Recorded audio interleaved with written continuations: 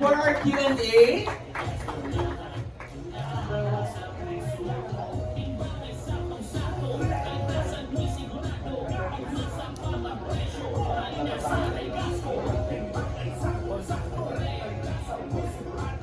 Kaya maraming salamat po,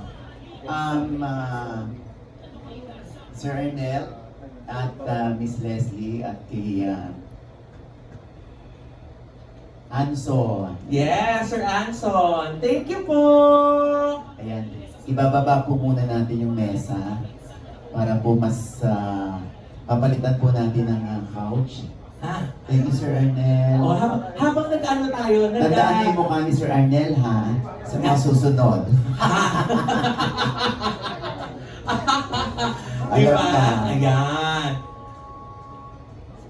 Okay. So, syempre, exciting, di ba? Alright. Of course. Syempre, makakasama natin si Oji Diaz sa ating pong Q&A portion.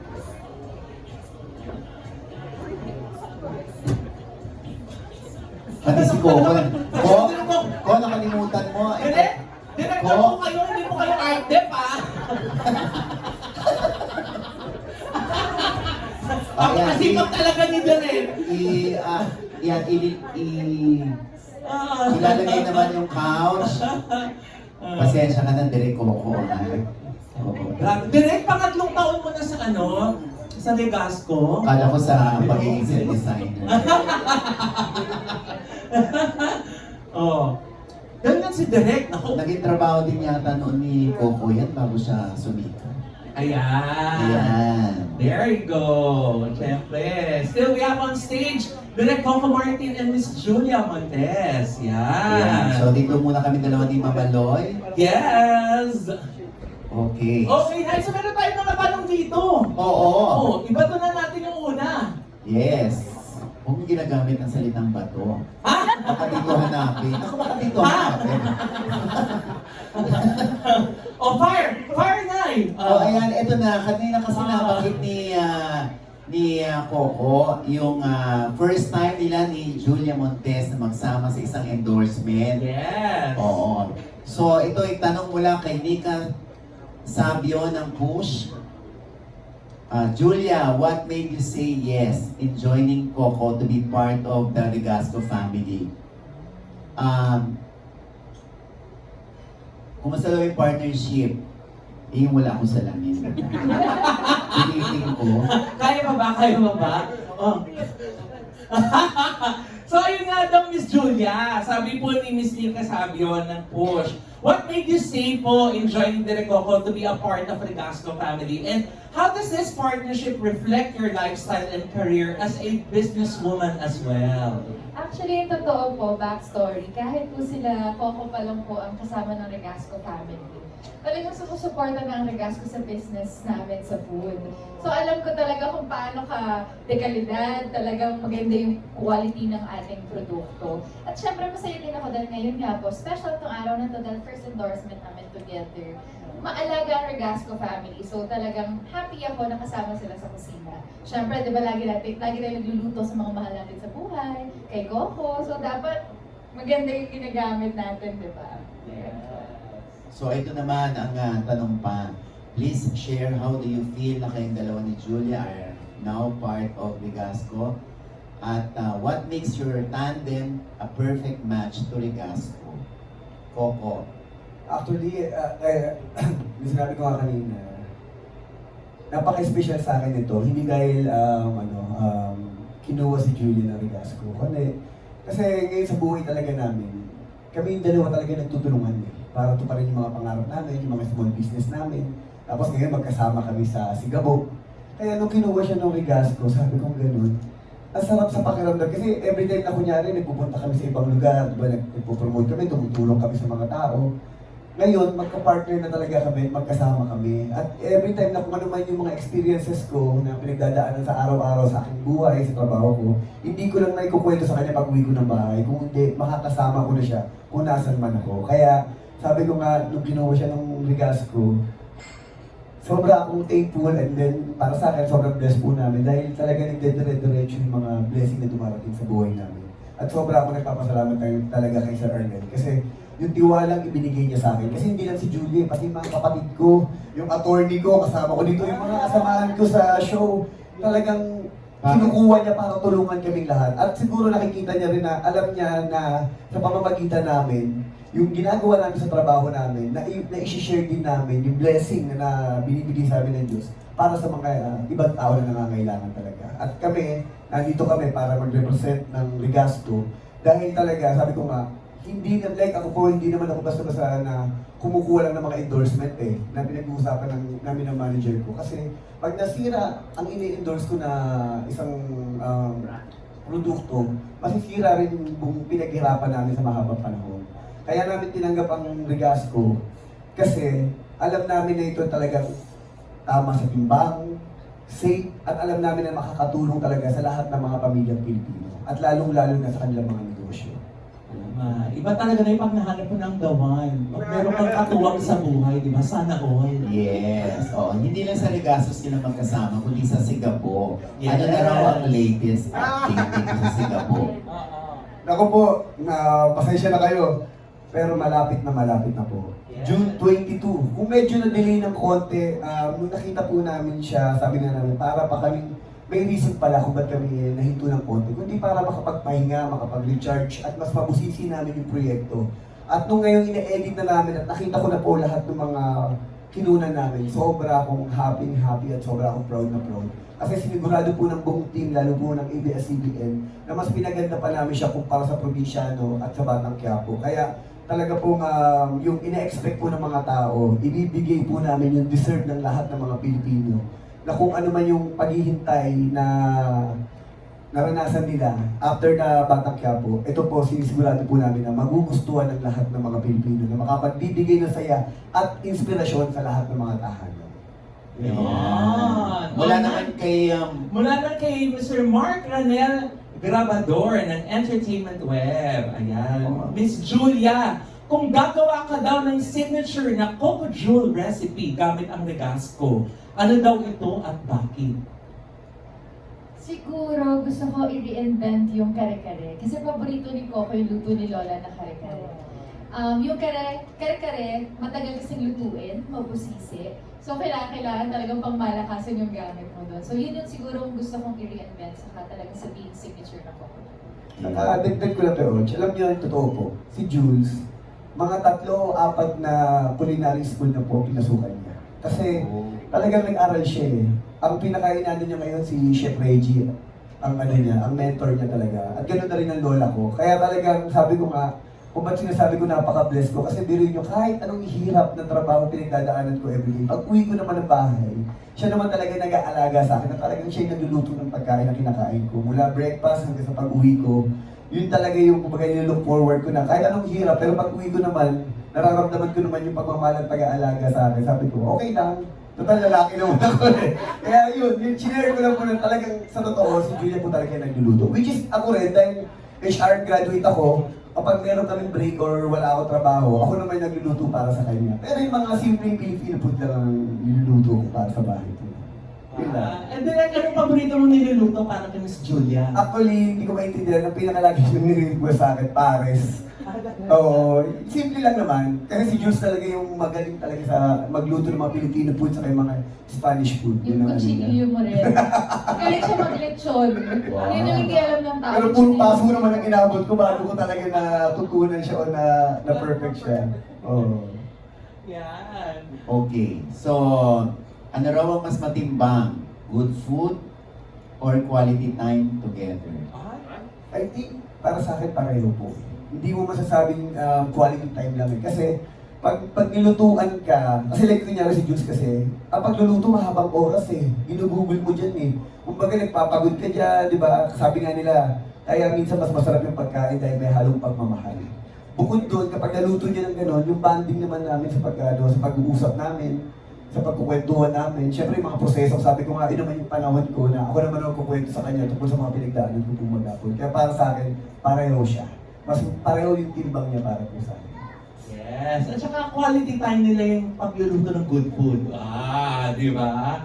Mula naman ay kay kay Ms. Chad Rosetta ng Manila Fed. Ayan daw po. Sa dami daw po ng pinagdaanan ninyo bilang partners, on-screen and off-screen, paano nyo daw po ma-define ang isang perfect match? Ah. Sa akin, siguro maganda po talaga yung may center kayo, which is si God. Yun yung blessed kami na nakakita ko ng partner na ganun. Kasi at the end of the day, lahat naman tayo bilang Pilipino, family-oriented eh. So parang yun, lagi na yun kasama sa makikilala nating partner. Pero yung talagang sa kahit anong mangyari, ups and downs sa buhay natin, pero yung nasa sentro mo si Lord, yun yung pinaka-blessed ako kay Coco.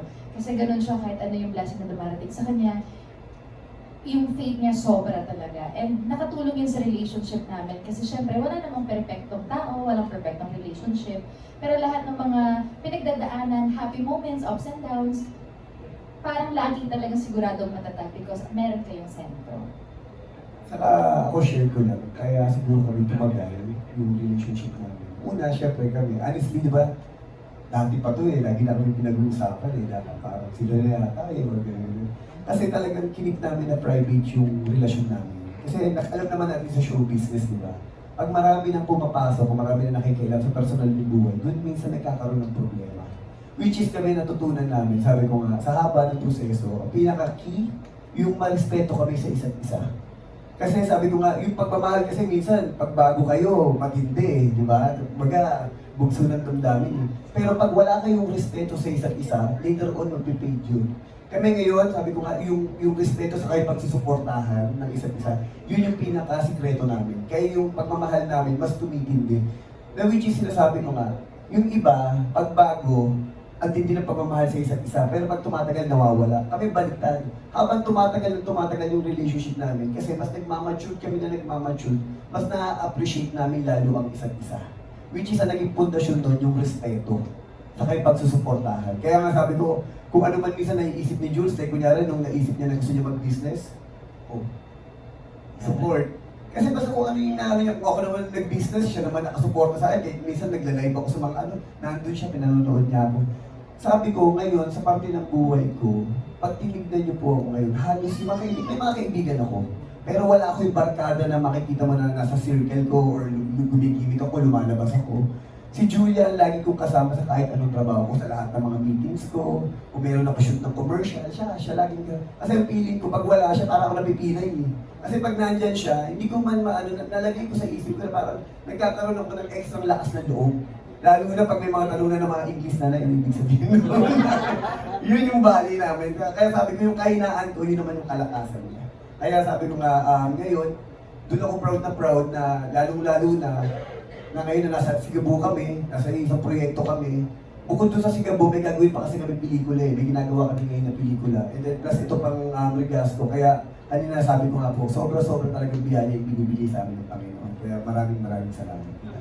Nakakakilig. Oo. Speaking of kilig, Nay. Ayan, next question mo. Ito na nga. Mula kay Kate Adahar ng Random Republica. Kung ang Regasco ang fuel to the fire para makapagluto sa maraming tahanan, ano naman ang fuel that keeps the fire burning sa relationship ninyo? Ano ang mga bagay na nagpapa-excite pa sa relationship daw ninyo? Honestly ngayon, itong mga negosyo pinapasok namin. Kasi ito yung nagiging pundasyon ng namin ng future namin at ng family namin eh. Kasi sabi ko nga, tapos na rin kami doon sa mga yung pagbaguhan kayo, di ba wala kayong nakikita kung hindi kilig, masasayang Ngayon, every time na may pinupuntahan kami, bukod sa napag-uusapan, ina-appreciate namin ang isang lugar, nag-iisip kami, ano kaya pwede natin itayong negosyo? Ano kaya pwede makatulong doon sa future natin? Kaya ngayon, katulad ngayon sa production namin, sa CCM Films, siya talaga, ganun talaga yung key. Kaya sabi ko, ako sa creative, siya sa finances. Which is lahat ng bagay talaga ngayon, yun yung dynamics namin eh, na dapat yung mahal mo sa buhay, yun din yung katuwang mo sa lahat ng aspeto na ginagawa mo ngayon. Which is sa trabaho ko, yun yung mas nagpapalalim ng pagmamahalan namin ngayon. Kasi nga, magkatuwang kami sa lahat ng bagay. Yun po. Yes. Oy, dahil marami po mga fans yung kinikilig syempre kay Derek Coco at kay Miss Julia, di ba? Pero ngayon, na-part na po kayo ng Regasco. Paano niyo daw po gusto maalala ng publiko ang tandem na Coco Jules? not only as celebrities, pero bilang inspirations na rin po sa Filipino families? Kasi ako'y madaldal, no? Kasi Tagalog, pag English na nakita niyo ako yung pipe. Kasi po, Grabe si Coco. di ba, honestly kasi, di ba, ngayon kasi, nawawala na kasi yung nakagawian natin kultura ng mga Pilipino eh. Di ba yung pagrespeto sa magulang, pagrespeto sa anak, pagrespeto sa kapwa. Which is kami talaga kasi makaluma kami. Dahil laki ako sa lola, si Jules laki rin sa lola. Yun yung talagang ang baon-baon namin sa aming pagkatao. Kami, katulad kami, bilang partner, makaluma kami. Yun, di ba yung parang dating sinasabi natin sa mga Pilipino, ito yung idealistic, dapat ang pamilya ang nagtutulungan. Ang mag-asawa ang nagsusuportahan sa isa't isa. Which is yun yung nakikita ko talaga sa amin ngayon na parang ito yung tinatahak namin na yun yung feeling ko baka kapag patibay pa kung saan pupunta ang aming kinabukasan balang araw. Ayan. O, ito naman may tanong mula kay Gorgie Rulang, Beth. So, kay Coco, siguro si Julia ang reyna sa kusina. Hanggang saan ang power ng pagiging reyna ni Julia? Siya ang reyna ng aming tahanan. Kasi, isa pang sikreto bilang lalaki, lalo na ako kasi laking kagi ako eh. Tapos syempre sanay na sanay akong pagsapalaran sa araw-araw ng buhay. Natuto ko sa haba ng relationship namin, kaya ako sinasabi siya ang reyna ng aming tahanan, bukod sa kusina. Kasi natuto ko mag-adjust. Natuto ko talaga na kailangan, kahit ako bilang lalaki, ako yung may opinion, ako ang ano ng bahay namin. Hindi. Later on, natututo ka na para ang bahay nyo maging masaya at maging tahimik, kailangan bilang lalaki natututo kang manahimik. Manahimik, mag-adjust at umunawa. Kaya yun yung sa bahay namin pag sinasabi, tanong niyo kay Julia. Kasi sinadya ko na talaga parang si Jules na tanongin niyo. Kasi baka mamaya may opinion ako hindi niya gusto. Tapos siya pag nagtampo sa akin, away. Ang gagawin ko ngayon, tahimik na lang ako. Kung ano, sabi nga nila, pag mahal mo ang isang tao, di ba may sabi sa English na parang kung gusto mo ng masayang buhay, dapat pasayahin mo yung, ano ba English na happy wife, happy life. Yun na lang ang nasa isip ko. Kung bakit ako ganun, tumahimik na lang ako. Adjust na lang. Yun yung ano ko. So, ano yung karaniwang pinagtatalunan ninyo? Baka kala nila Kahit malita ako. Kahit maliliit na bagay ito. Kaya which is normal kasi kami tao eh. In all aspect, di ba? Normal kami pag nasa bahay kami, totoo kami, hindi kami artista, hindi kami yung character namin. Marami rin kami mga maliliit na issue na pinag-aawayan or pag meron mga bagay na hindi pinagkakaintindihan.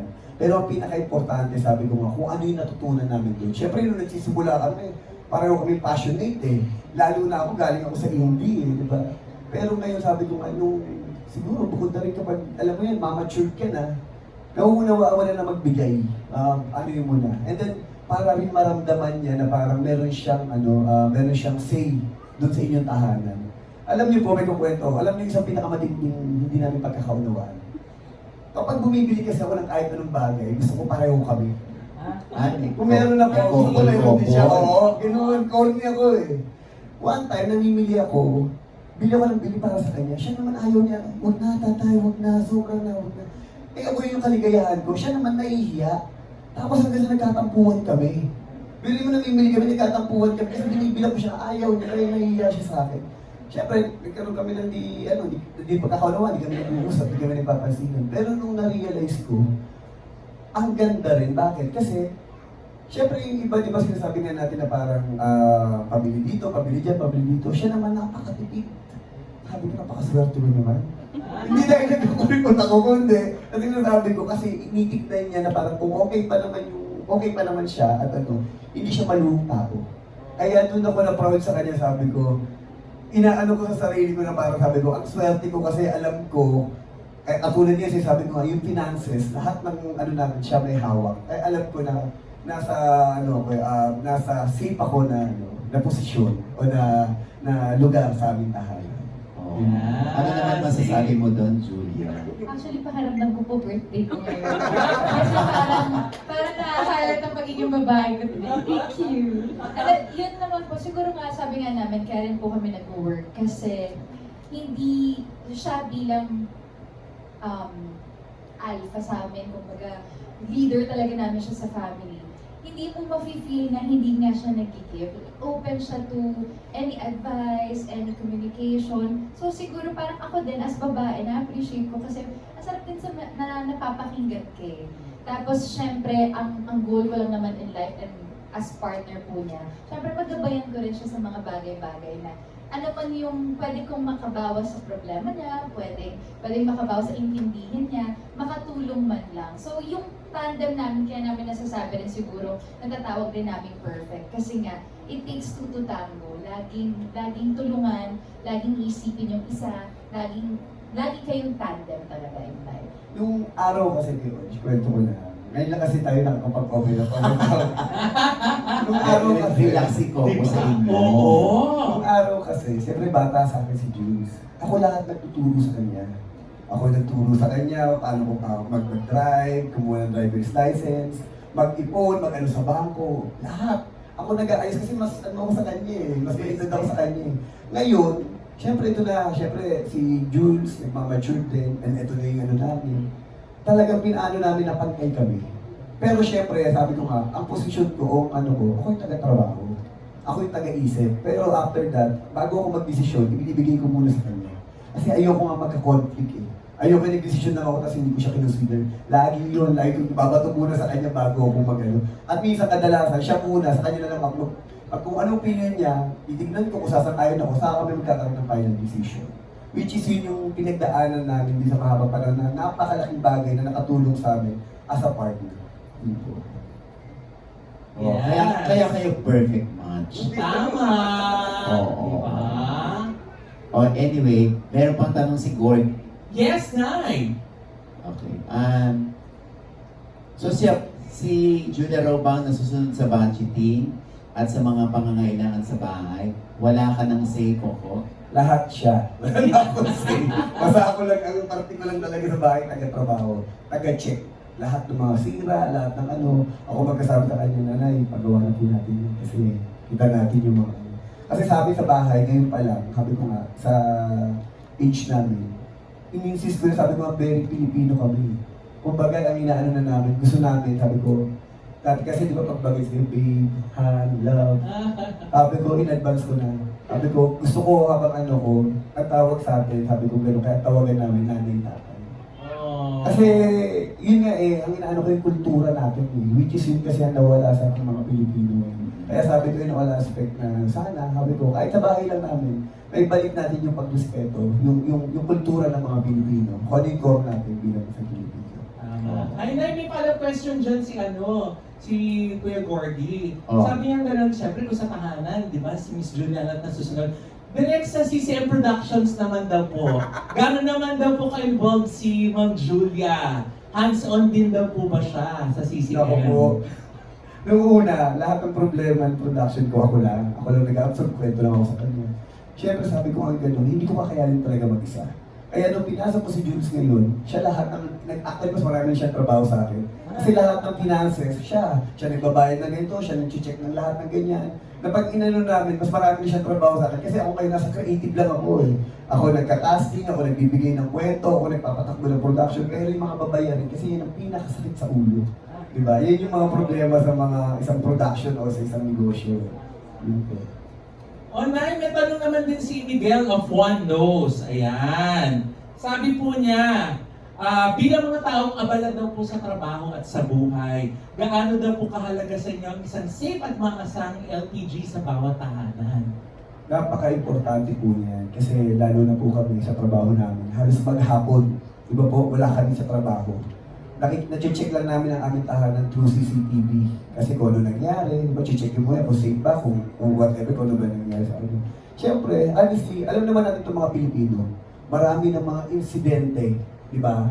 Na minsan nga, may nagluluto, sumisingaw, biglang sumabog, nagkaroon ng problema sa bahay, nagkaroon ng sunog. Ako naman, sabi ko nga, doon naman ako mapaproud sa Regasco. Dahil talaga sinigurado nila ang kaligtasan ng lahat ng mga Pilipino. Kasi sabi ko nga, hindi lang doon sa sinigurado ng tama ang timbang, kundi yung seguridad ng ating mga pamilya. Kasi, di ba, marami tayong nakikita. Sabi nga nila, pag nakikita natin, uy, bakit doon, sobrang mura. Pero sabi nga nila, di ba, kasabihan nga natin, minsan, kung ano yung binayaran mo, yun yung makukuha mo. Kasi dito, sabi ko nga, tinataas natin yung antas o yung seguridad ng ating produkto o ng ating LPG. Kasi nga, ang inano natin yung security. Kasi sabi ko nga, yun yung ano, kung bakit nga tayo may CCTV, di ba? Kasi sinisigurado natin na ligtas yung pamilya natin eh. Which is kahit sa pagluluto o sa pag-ano. Kasi minsan, kadalasan sa bahay, di ba minsan magluluto ka. Minsan naiiwan mo, lilingat ka ng konti, pala may singaw na pala yung LPG mo. Kaya sabi ko nga, natutuwa ako dahil sabi ko, proud ako sa Regasco, sa ini-endorse ko dahil alam ko nang iniisip nila ay yung mga tao, hindi lang yung negosyo po nila. Oh, ito nga, yan nga. Salamat Coco dahil meron pang tanong dito si Natalie Tomada ng Philippine Star. So,